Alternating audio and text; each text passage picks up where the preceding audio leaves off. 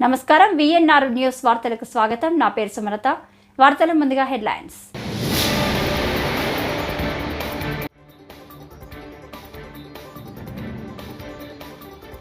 నెల్లూరు జిల్లా జువ్వలదిన్నెలో fishing harbour ప్రారంభించిన ప్రధాని మోదీ.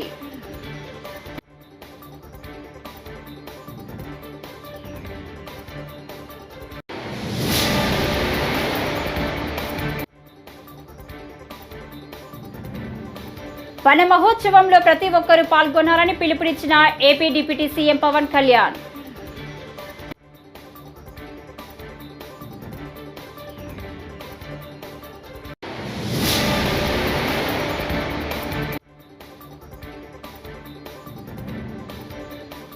జగన్తోనే ఉంటా, వెన్నుపోటు పొడవలేను, పిల్లి సుభాష్ చంద్రబోస్.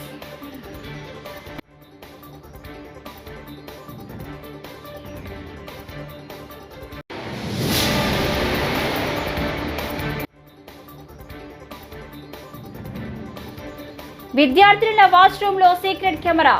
గుడ్లవల్లేరు ఇంజనీరింగ్ కాలేజ్ వద్ద విద్యార్థుల సంఘాల ఆందోళన.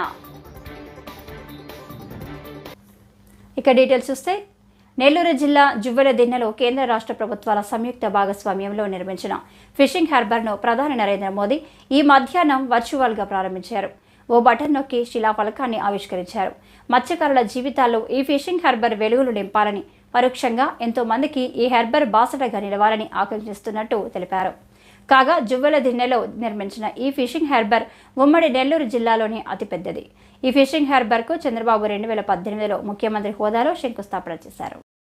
छत्रपति शिवाजी महाराज को अपने आराध्य देव मानते हैं.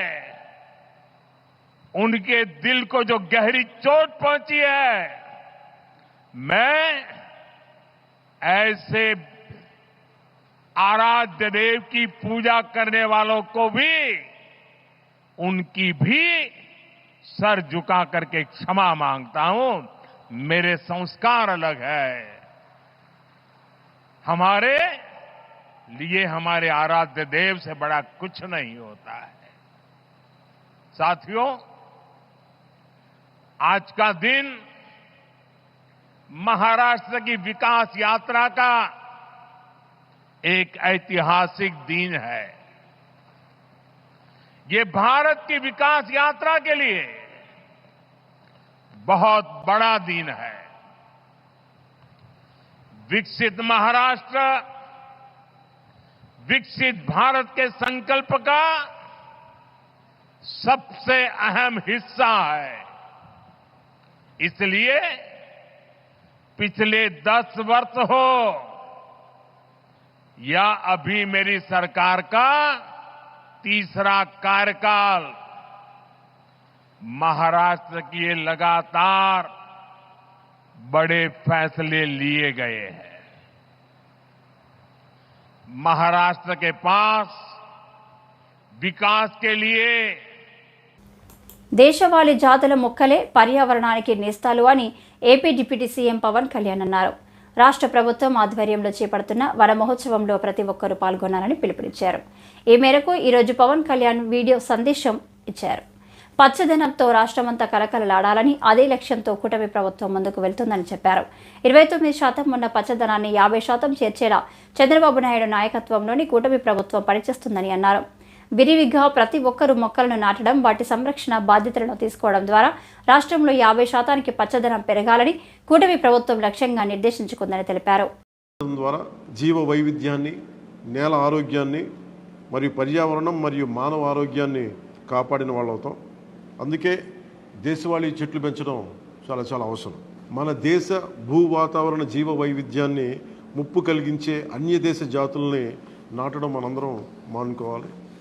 చూడటానికి మొక్క ఆకర్షణీయంగా ఉంది, మొక్క నాటితే ఏపుగా పెరిగిపోతుంది, నిర్వహణ ఖర్చులు అని చెప్పి ఎవెన్యూ ప్లాంటేషన్ పేరు మీద గత దశాబ్ద కాలంలో అన్య దేశ వృక్ష జాతులైన కోనాకార్పస్, ఏడాకుల పాల, మడగాస్కర్ ఆల్మండ్, ఆస్ట్రేలియా తుమ్మ లాంటి వృక్ష జాతుల్ని విరివిగా నాటేశాం. వీటి మూలంగా పర్యావరణానికి ప్రయోజనం కంటే కూడా ఆరోగ్యం మీద, భూగర్భ జల సంపద మీద చాలా తీవ్ర ప్రభావం చూపుతూ ఉంది. అందరూ ఆ ప్రాంత జీవ వైవిధ్యాన్ని పెంపొందించే స్వదేశీ జాతులను మాత్రమే నాటాలి అనేది ఏ దేశపు వృక్ష శాస్త్రజ్ఞుల్ని అడిగినా చెప్పే మాట ఇది. కానీ ఆ వాస్తవాన్ని విస్మరించి విదేశీయ మొక్కల మోసుతో రాష్ట్రమంతటా కోనా కార్పస్తో నింపేశారు.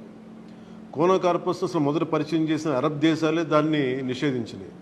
ఎందుకంటే దాని దుష్ప్రభావాలను గుర్తించిన వెంటనే నిషేధించారు, తీసేశారు. మన దేశంలో తెలంగాణ, గుజరాత్, కర్ణాటక, అస్సాం ప్రభుత్వాలు కూడా వీటిని నిషేధించినాయి. ఈ కోనా కార్పస్ లాంటి విదేశ వృక్ష జాతుల మూలంగా జరిగే అనర్థాలు చాలా ఉన్నాయి. అవి ముఖ్యంగా మన భూగర్భ జల సంపదను హరించి వేస్తాయి, శ్వాస సంబంధ ఆరోగ్య సమస్యలకి కారణమవుతున్నాయి. కోనా కార్పస్ ఎలాంటి వృక్ష జాతి అంటే పశువులు తినవు, పక్షులు గూడు పెట్టవు, కనీసం పక్షులు కూడా వాలవు, చెట్టుని చేమని ఆధారంగా చేసుకుని బతికే క్రిమికీటకాలు కూడా ఈ చెట్లు జోలికి రావు, పక్షులే దూరంగా. వైసీపీకి ఆ పార్టీ రాజ్యసభ సభ్యత్వానికి పిల్లి సుభాష్ చంద్రబోస్ రాజీనామా చేయబోతున్నారనే ప్రచారం జరుగుతుంది. ఈ ప్రచారంపై సుభాష్ చంద్రబోస్ స్పందించారు. తాను నైతిక విలువలు కలిగిన వ్యక్తినని ఆయన అన్నారు. వైసీపీని వీడి తాను వెన్నుపోటు పొడవలేనని, తాను జగన్ నాయకత్వంలోనే పనిచేస్తానని చెప్పారు.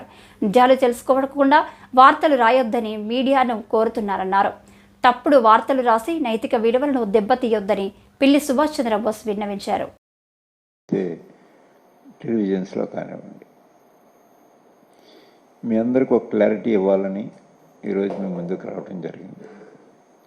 మరో ఇద్దరు మా సహచరులు ఇద్దరు, ఒకటి పెద్దలు శ్రీ గొల్ల బాబురావు గారు, తర్వాత మేడ రఘునాథ్ రెడ్డి గారు కూడా రావాల్సింది. కానీ బాబురావు ఢిల్లీ నుంచి ఫోన్ చేశారు నాకు రాత్రి. రఘునాథ్ రెడ్డి గారు కూడా ఇవాళ మార్నింగే ఫోన్ చేశారు. మేము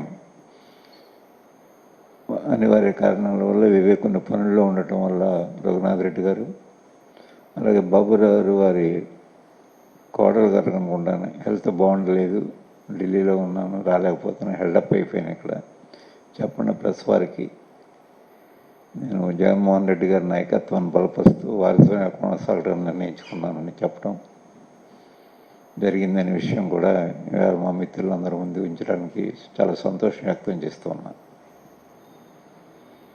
మీ అందరికీ తెలుసు, వైఎస్ఆర్ కాంగ్రెస్ పార్టీ ఆవిర్భావానికి ముందు నుంచి కూడా నేను కానీ అదే ఏహెచ్ రామరెడ్డి గారు కానీ వైఎస్ఆర్ కాంగ్రెస్ పార్టీకి మరి విస్తృతంగా ప్రచారం చేస్తూ జగన్మోహన్ రెడ్డి గారి నాయకత్వాన్ని బలపరిచాం. నేనైతే అప్పటికింకా 4 సంవత్సరాలు నాకు మంత్రి పదవి ఉండగానే కూడా దాన్ని త్యజించి వైఎస్ఆర్ కాంగ్రెస్ పార్టీలోకి నేను రావటం, నేను వచ్చిన దగ్గర నుంచి జగన్మోహన్ రెడ్డి గారు కూడా నాకు ఏ విధమైనటువంటి అన్యాయం చేయలేదు. మరి పేపర్లో ఎందుకు వెళ్ళిపోతున్నాయని నా మీద రాస్తున్నారో నేను అప్పుడే ఉమ్మడి కృష్ణా జిల్లా గుడ్లవల్లేరులోని ఓ ఇంజనీరింగ్ కాలేజీలో అమ్మాయిల హాస్టల్ వాష్రూమ్లో సీక్రెట్ కెమెరా బయటపడడం తీవ్ర కలకలం రేపుతుంది. ఈ హిడెన్ కెమెరా ద్వారా చిత్రీకరించిన ఇంజనీరింగ్ విద్యార్థినుల వీడియోలు బహిర్గతం అయ్యా ఉంటాయని సర్వత్రా ఆందోళనలు వ్యక్తమవుతున్నాయి. నిందితులను కఠినంగా శిక్షించాలంటూ డిమాండ్లు వెల్లువెత్తుతున్నాయి. ఈ నేపథ్యంలో గుడ్లవల్లేరు ఇంజనీరింగ్ కాలేజీ వద్ద విద్యార్థి సంఘాల ఆధ్వర్యంలో విద్యార్థినులు ఆందోళనకు దిగారు. నిందితులపై కఠిన చర్యలు తీసుకోవాలి, న్యాయం జరగాలి అంటూ విద్యార్థులు నినాదాలు చేశారు. వర్షం పడుతున్నప్పటికీ వారు ఆందోళన కొనసాగించారు.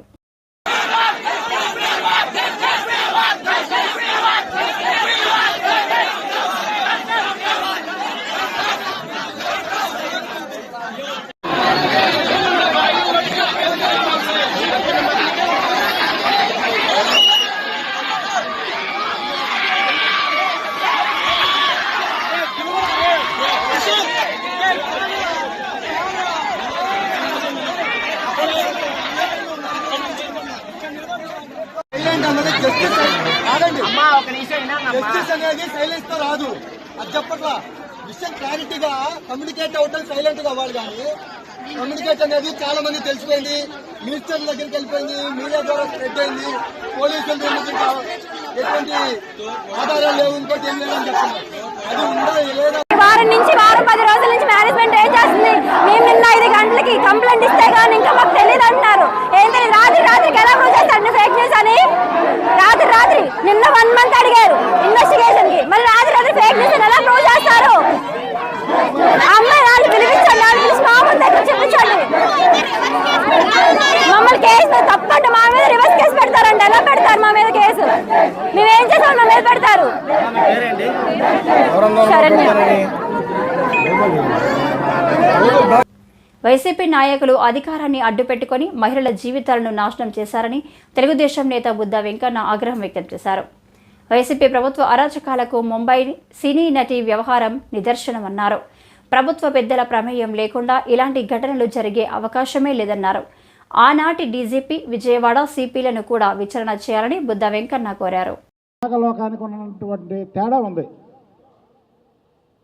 చంద్రబాబు నాయుడు గారి ప్రభుత్వంలో ఈరోజు పెట్టుబడులు పెట్టడానికి క్యూ కట్టి భారతదేశంలో ఉన్నటువంటి వారు ఇతర దేశాల్లో ఉన్నటువంటి వాళ్ళు క్యూ కట్టి వస్తుంటే, మళ్ళీ ఇదే చంద్రబాబు నాయుడు గారి ప్రభుత్వంలో జగన్మోహన్ రెడ్డి హయాంలో చేసినటువంటి దోపిడీలు, దొంగతనాలు, అలాగే భూ కబ్జాలు రోజుకి వేలాది మంది వచ్చి ఫిర్యాదులు చేస్తుంటే, జగన్మోహన్ రెడ్డి చేసినటువంటి అరాచకాలు, జగన్మోహన్ రెడ్డి మంత్రులు, ఎమ్మెల్యేలు, ఎంపీలు చేసినటువంటి దోపిడీలకి ఒక శాఖనే పెట్టాలనేటువంటి ఆలోచన ఇవాళ కూటమి ప్రభుత్వంలో చంద్రబాబు నాయుడు గారు ఒక పక్క, పవన్ కళ్యాణ్ గారు ఇంకొక పక్క, పురంధేశ్వర గారు ఒక పక్క, వీళ్ళు ముగ్గురు కూడా పోయిన ప్రభుత్వంలో జరిగినటువంటి అరాచకాలు ఏమైనా ఉంటే దాని గురించి మీరు చెప్పండి అని ఫిర్యాదులు తీసుకుంటుంటే ప్రజలు క్యూ కడుతున్నారు.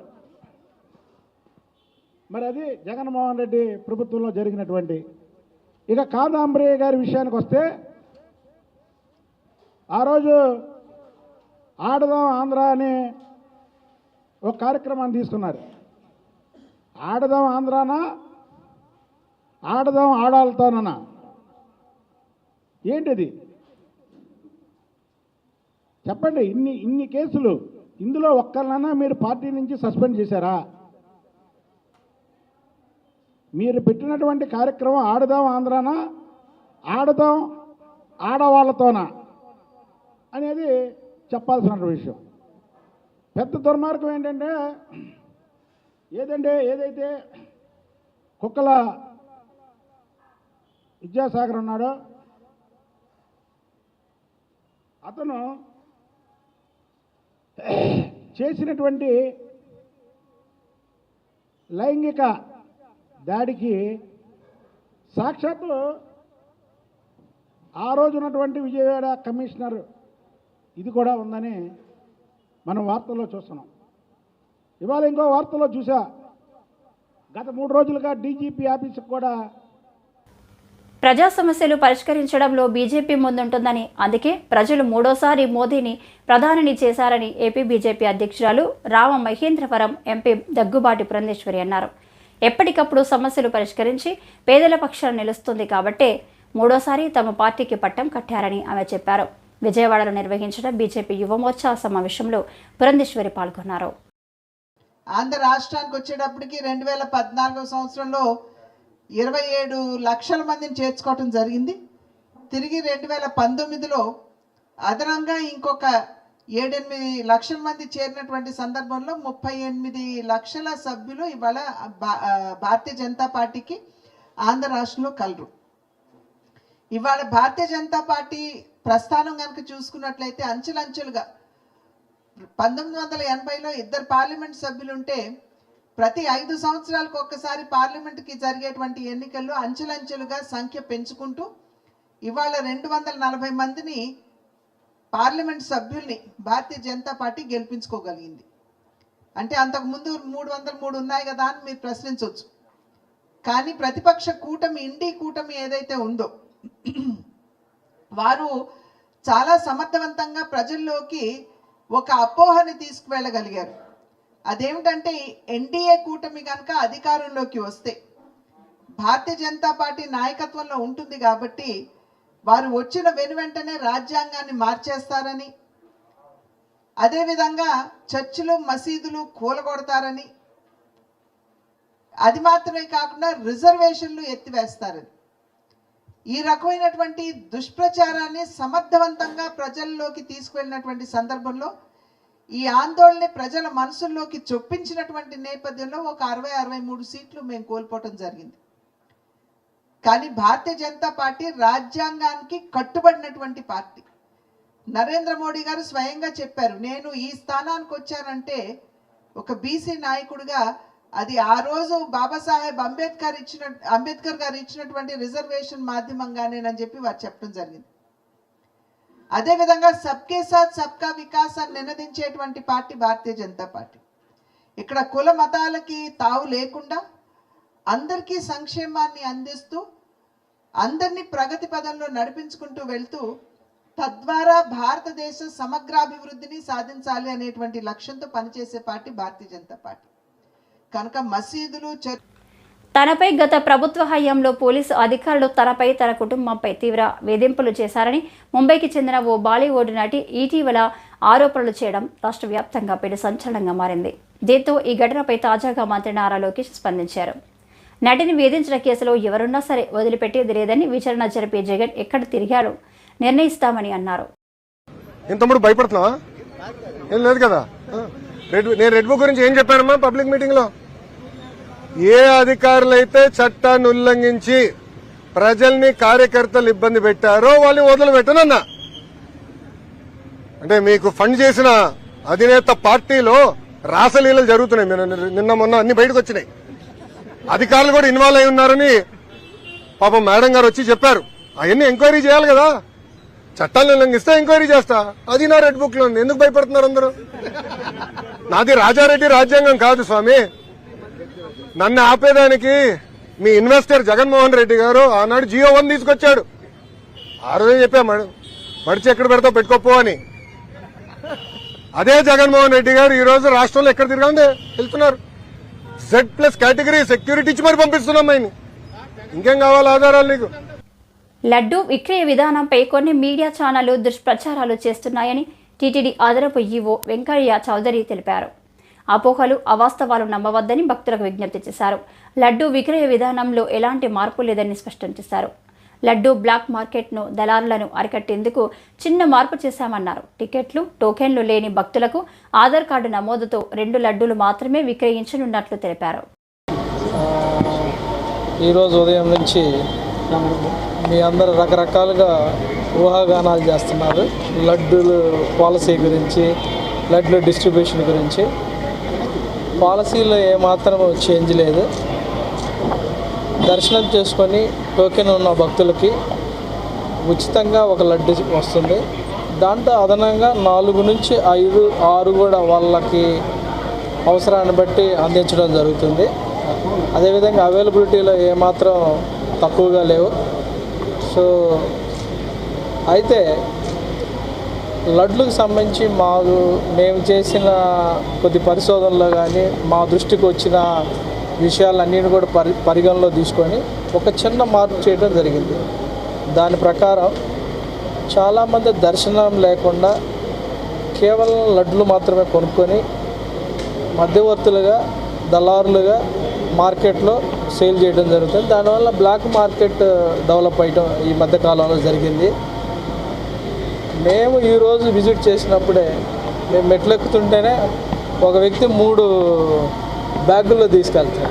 అసలుకే వడలు చాలా తక్కువగా ఉంటే దర్శనం చేసుకున్నారంటే దర్శనం చేసుకోలేదు ఆమె.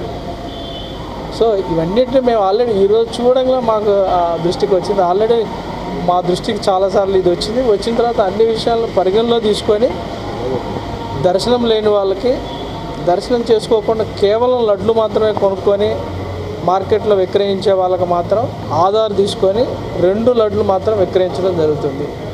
దీంట్లో సామాన్య భక్తులకి వాళ్ళ యొక్క బెనిఫిట్ కోసమే ఈ చర్యలు తీసుకోవడం జరిగింది. జిల్లా వ్యాప్తంగా అటవీ అభివృద్ధికి ప్రభుత్వం ప్రత్యేక చర్యలు తీసుకుంటుందని రాష్ట్ర గృహ నిర్మాణ శాఖ మంత్రి కొలుసు పార్థసారథి అన్నారు. నూజివీడిలో వన మహోత్సవం కార్యక్రమంలో ఆయన శుక్రవారం మీడియాతో మాట్లాడారు. జిల్లాలో కొల్లేరు సరస్సు ప్రత్యేక ఆకర్షణగా సంతరించుకుందన్నారు.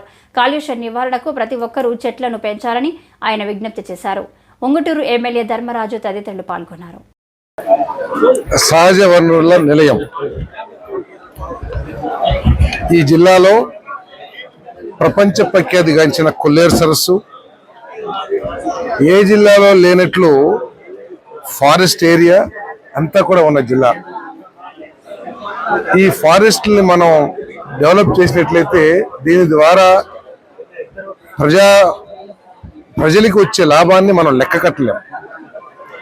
కాబట్టి ఈ మన ప్రభుత్వం చంద్రబాబు నాయుడు గారి నాయకత్వంలో పవన్ కళ్యాణ్ గారు మొత్తం ప్రభుత్వం అంతా కూడా ఈ ఫారెస్ట్ ఏరియా కవరేజ్ ఏదైతే ఉందో ఇప్పుడు 22% ఏదో ఉంది మన రాష్ట్రంలో, దీన్ని ఇంకా పెంచాల్సిన అవసరం ఉంది. పెంచడం ద్వారానే ఈ ఎక్కువ బ్యాలెన్స్ వచ్చి ఈ పొల్యూషన్ ఇవన్నీ కూడా తగ్గే అవకాశాలు ఉంటాయి. ఈరోజు మానవాళి ఎదుర్కొంటున్న పెద్ద సమస్య ఏమిటంటే పొల్యూషనే. అన్ని రంగాల్లో కూడా ఆఖరికి ఆకాశంలో కూడా పొల్యూషన్ వచ్చేసిన రోజులు వచ్చినాయి.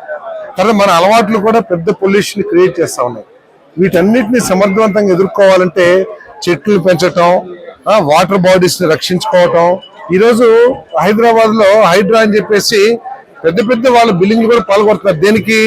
వాళ్ళు వర్ష విలయతాండవాన్ని వాళ్ళు చూశారు. వాళ్ళు నాలాలు, చెరువులు అన్ని కబ్జా చేయటం మూలంగా ఎటువంటి అబద్ధపు హామీలు చెప్పి అధికారంలోకి వచ్చిన కూటమి ప్రభుత్వం ఇప్పుడు హామీలు అమలు చేయలేక చేతులెత్తేసిందని మాజీ మంత్రి కారుమూరి వెంకట నాగేశ్వరరావు ఆరోపించారు. శుక్రవారం ఆయన మీడియాతో మాట్లాడారు. పార్టీలు, కులాలు, మతాలు చూడకుండా గత ప్రభుత్వ హయాంలో జగన్మోహన్ రెడ్డి సంక్షేమ పథకాలు అమలు చేశారని గుర్తు చేశారు. సూపర్ 6 పథకాలు ఏమయ్యాయని ప్రశ్నించారు. సరే, పథకాలు అందించే కార్యక్రమంలో ముందున్నారు, వ్యత్యాసం చూపలేదు. 5 సంవత్సరాల్లో మేము ప్రతి ఒక్కరిని కూడా ఒక బాధ్యతగా వ్యవహరించి ఈ నియోజకవర్గం నడిపించాం. ఇప్పుడు రాష్ట్రం అంతా ఏ రకంగా ఉందో ఒకసారి చూస్తున్నారు కదా. ప్రతి ఒక్కటి కూడా అబద్ధాలు, పచ్చి అబద్ధాలు, ఒక్కటి కూడా నిజమే ఎరగరు. ఎలక్షన్కు ముందు ఇష్టానుసారంగా అబద్ధాలు చెప్పి మరి సూపర్ 6 అని చెప్పి నీకు 15, నీకు 15, నీకు 15, ఈ పిల్లకు కూడా 15 అని ఇష్టానుసారంగా అబద్ధాలు చెప్పి ల్యాండ్ టైటిలింగ్ యాక్ట్ని తీసుకొచ్చి వాళ్ళ టైంలో వచ్చిన ల్యాండ్ టైటిలింగ్ యాక్ట్ని కూడా జగన్మోహన్ రెడ్డి గారి మీద రుద్ది దానివల్ల మీరు ఇంత నష్టపోతున్నారు, ఈ రాష్ట్రం తాకట్టు పెట్టేస్తారని చెప్పిన వీళ్ళు మళ్ళీ అదే ల్యాండ్ టైటిలింగ్ యాక్ట్ని రన్ చేస్తున్నారంటే ఏమనాలి? ఈ అబద్ధాలు చెప్పిన వాళ్ళందరినీ కూడా ఏమనాలని నేను తెలియజేస్తున్నాను. యాక్చువల్గా మేము జనవరి తర్వాతే మేము ప్రజల్లోకి వెళ్ళాలని అనుకున్నా. అప్పుడు దాకా మనం మాట్లాడుతుంది. ఇవాళ తణుకు వచ్చాను కాబట్టి ప్రజలకి అబద్ధాలు ఏ రకంగా చెప్పారు అనేది గుర్తు చేయడానికే నేను మాట్లాడుతున్నాను. అలాగే ఈ రోజున సిలిండర్స్ అని చెప్పారు. అలాగే అమ్మఒడికి అమ్మకు తల్లికి వందనం అనే పేరు మీద మళ్ళీ 18 ఏళ్ళు నిండిన ప్రతి మహిళకి 1500 అని చెప్పారు. ఎన్నో అబద్ధాలు చెప్పి రైతుకి 20,000 అని చెప్పి రైతులకి ఏమీ ఇవ్వకుండా చేశారు. ఇవాళ ఏదైతే మేము రేషన్ దుకాణాల్లో మేము బళ్ళు ద్వారా ప్రజల దగ్గర సప్లై చేసాం. ఆ రోజున సార్టెక్స్ ఫోర్టిఫైడ్ రైస్ ఇచ్చాం. ఫోర్టిఫైడ్ రైస్ స్టార్ట్ చేసింది మేమే. అలాగే కందిపప్పు ఇచ్చాం, షుగర్ ఇచ్చాం, గోధుమ పిండి ఇచ్చాం, రాగి పిండి ఇచ్చాం. అటు ఉత్తరాంధ్ర ఇటు రాయలసీమ రాగిపిండి ఇచ్చాం. మన నియోజకవర్గంలో కూడా రాగిపిండి ఇచ్చాం. ఇవాళ ఓన్లీ బియ్యానికే పరిమితం అయిపోయింది. ఇవాళ రేషన్ అంటే వేరే అన్నీ కూడా ఎత్తేసేసి ప్రజల నెత్తి మీద సెడగోపురం పెట్టి ఇవాళ సివిల్ సప్లై రైతులకి వేసిన ధాన్యం డబ్బులు కూడా నెలలో ఆపి మరి మేము వారం రోజుల్లోనే 10 రోజుల్లోనే కూడా వేసి రైతులను ఆదుకున్నాం. ఇవాళ వైసీపీ అధినేత వైఎస్ జగన్పై మంత్రి బాల వీరాంజనేయ స్వామి ఫైర్ అయ్యారు. వైద్య ఆరోగ్య శాఖపై మాట్లాడే నైతిక హక్కు వైసీపీ అధినేత జగన్కి లేదన్నారు. గత ప్రభుత్వంలో వైద్య ఆరోగ్య శాఖను భ్రష్టు పట్టించారని మండిపడ్డారు. అంతేకాకుండా తాము డోర్లు ఓపెన్ చేయకుండానే వైసీపీ నుంచి టీడీపీ ఫుల్ అయ్యే పరిస్థితి కనబడుతుందన్నారు. వైసీపీ నుంచే వచ్చే లిస్టు ఇప్పుడు చెప్పలేము, కానీ డోర్లు ఓపెన్ చేస్తే వైసీపీ క్లోజ్ అయ్యే పరిస్థితి ఉందన్నారు. వాళ్ళ వ్యక్తిగతం అది. మా పార్టీలోకి వచ్చినప్పుడు ఇప్పుడు మాట్లాడదాం, మా పార్టీలో చేరినప్పుడు మాట్లాడదాం. తీయక ముందే ఖాళీ అవుతుందేమో చూసుకోమను. తీయలేదు, ఇంకా తీయక ముందే ఖాళీ అవుతున్నట్టుంది. ఈ శాఖ మీద మాట్లాడే నైతిక హక్కు జగన్ కోల్పోయాడు. ప్రకాశం జిల్లా సింగరాయకొండలో ఒక హాస్పిటల్ ఉంది. మా ప్రభుత్వంలో దాన్ని 30 పడకల ఆసుపత్రిని ట్రామా కేర్ సెంటర్గా అభివృద్ధి చేద్దామంటే 30 పడకల ఆసుపత్రిని 6 పడకల ఆసుపత్రిగా మార్చినట్టు ఘనుడు గత ముఖ్యమంత్రి. ఈరోజు ఆసుపత్రిలో మేము ఏదో చేసామని కొత్తగా ఆసుపత్రులు ప్రారంభిస్తుంటే పిల్లలు లేకుండా చేశారంటున్నారు. కొత్తగా ఏర్పడే ఆసుపత్రుల్లో అదనపు సిబ్బందిని కేటాయించేందుకు కూడా మా క్యాబినెట్లో నిర్ణయం తీసుకున్నాం. గత క్యాబినెట్లో నిన్న జరిగింది కదా, అంతకుముందు క్యాబినెట్లోనే కొత్త స్టాఫ్ని తీసుకోవడానికి తీసుకున్నాం. వసతులు లేకుండా పిల్లల భవిష్యత్తును కాజేయాలనే ఆలోచన మాకు లేదు. Indian medical association, Indian medical council మనకి ఇచ్చేటువంటి ప్రకారం ముందుకెళ్తాం, కానీ ఇక్కడ ఎవరు కూడా చేయలేదు. కేంద్రం ఇచ్చినట్టు మేము ముందుకు తీసుకుందాం. వైద్య ఆరోగ్య శాఖని పూర్తిగా నిర్వీర్యం చేసిన వ్యక్తి ఈరోజు సిబ్బందిని ఉన్నారని చూపిస్తున్నా కానీ అవుట్ సోర్సింగే పెట్టి తన వారిని పెట్టుకొని చేశాడు. హాస్పిటల్లో శానిటేషన్ ఇవన్నీ భ్రష్టు పడ్డాయి. వీటి కారకులు గత పాలకులు. అంటే ఈ 2 నెలలు ఎవరో కొత్త వాళ్ళు వచ్చారా? మీరంటుంది ఈ 2 నెలలు ఎవరో కొత్త వాళ్ళు రాలేదు కదా. గతంలో 100% వైద్యం జరిగింది మీరు అంటున్నారు. ఈ 2 నెలల్లో ఎవరు కొత్త వాళ్ళు రాలేదు. గతంలో ఉన్నటువంటి వాళ్ళే. ఏదైనా లోపాలు ఉంటే దాన్ని ప్రక్షాళన చేస్తాం. అందరికీ వైద్యాన్ని అందుబాటులో ఇవ్వాలని మా ప్రభుత్వం చిత్తశుద్ధితో ఉంది. ఒక్కసారి తీసుకుంటే బెడ్షీట్లో రోజుకు ఒక రంగు పెట్టి బెడ్షీట్ మార్చినటువంటి చరిత్ర మాది. బెడ్షీట్లు మార్చకుండా ఉంచినటువంటి పరిస్థితులు ఉన్నాయి. వైద్యం అందకుండా ఇబ్బందులు ఉన్నాయి. ఈ రోజు కూడా మనం గతంలో చూసుకుంటే సిటీ స్కాన్లు పనిచేయాల. అటువంటి దారుణ ప్రతిదీ రిఫరల్ చేసిన ప్రతి దాన్ని కూడా గుంటూరు పంపించారు. జిల్లాలో ఒక పెద్ద ఆసుపత్రి అనుకున్నప్పుడు ఈ పెద్ద ఆసుపత్రి పేరుకే పెద్దగా ఉంది, కానీ స్థాయి పెరగలేదు. ఆశించినటువంటి స్థాయిలో అన్ని సౌకర్యాలు కల్పించి మెరుగైన వైద్యం అందించే విధంగా మా ప్రభుత్వం చర్యలు. కెరాకు ముందే ఖాళీ అయింది. దాని గురించి మాట్లాడాల్సిన పనిలే. ఎవరైనా నడిచేటప్పుడు ఒడివడి నడకలు ఒకటితో మొదలు అవుతాయండి, వేలాదికి వెళ్తా ఉంటాయి. నేను చెప్తుంది బుడిబుడి నడకల నుంచి పరిగెత్తుతా ఉంటారు. ఈరోజు మొదలవుతున్నట్టుంది. మేమైతే ఆకర్షిస్తున్నట్టుంది. మీకు అత్యంత ఆప్తుడు, మీరు ఆయన్ని అడిగితే సమాధానం బాగా వస్తుంది. వెయిట్ చూడండి. ఈ వార్తలు ఇంతటితో సమాప్తం. నమస్కారం.